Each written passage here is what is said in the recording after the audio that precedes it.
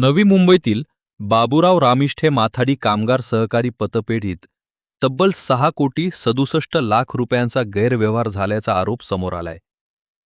माथाडी कामगारांच्या आर्थिक अडचणींमध्ये मदत करण्याच्या उद्देशानं स्थापन झालेल्या या पतपेढीत कामगारांच्या नावानं बनावट स्वाक्षऱ्या करून त्यांच्या परस्पर संमतीशिवाय कोट्यावधी रुपयांचा आर्थिक व्यवहार केल्याचा आरोप आहे.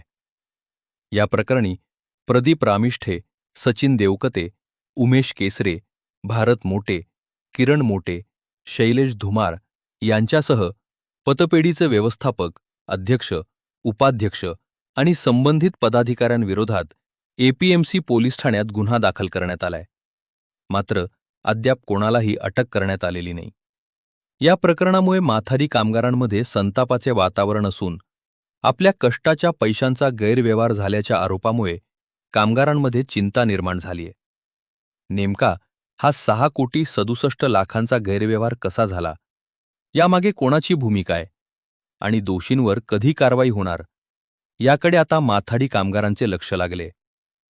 पोलिसांकडून या प्रकरणाचा पुढील तपास सुरू आहे. आमच्या कामगाराला आकाश जगताप याला प्रथमतः नोटीस आली कर्ज भरण्यासंदर्भात.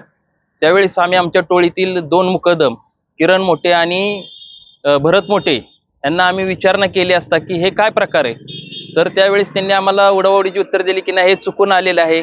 मग आम्हाला असा 2-3 दिवसाचा कालावधी दिला आणि त्या दिवसापासून आम्ही विचारणा केली असता पुन्हा आम्ही त्या पतपिढीमध्ये गेलो की रामिष्टिकमध्ये विचारण्यास हे काय प्रकार आहे, तर ते म्हणले हे तुम्ही लोन काढलेले आहेत पण आम्ही तुमच्या पतसंस्थेत कधी आलेलो नाही, आम्ही सभासद नाही तुमच्या पतपिढीचे, आणि हे आम्हाला तुम्ही नोटीस कशी काय दिली. तर काय आमच्याला घरी पत्राद्वारे आले, काहींना तिथं बाय हँड देण्यात आले आणि त्याच्यानंतर आम्ही असं उघडकीस आले की 22 कामगारावर आमच्या 62-89 टोळीतील माथाडी कामगारांना असे बोगस कर्ज काढलेले आहे आणि प्रत्येकी रक्कम 25 लाख रुपयाप्रमाणे काढलेली आहे. आणि हे रक्कम काढताना आमच्या कामगारांना कुठल्यालाही माहीत नाही आणि आमच्या खोट्या सह्या, खोटी डॉक्युमेंट हे त्यांनी वापर केलेला आहे. आम्ही पोलिसांच्यामध्ये तक्रार केलेली आहे, आमचा गुन्हा दाखल झालेला आहे. आम्हाला पोलीस यांनी सहकार्य, पण आम्हाला एक न्याय भेटावा गृह खात्याकडून, मुख्यमंत्र्यांनी ह्याची दखल घ्यावी आणि नाहीतर आम्हाला नाईलाजाने उपोषणाचा मार्ग हे करायला लागेल, स्वीकारायला लागेल. सहकार मंत्र्यांनी ह्यात लक्ष घालावं, ज्या कोणाकडे हे खातं असेल त्यांनी लक्ष घालावं.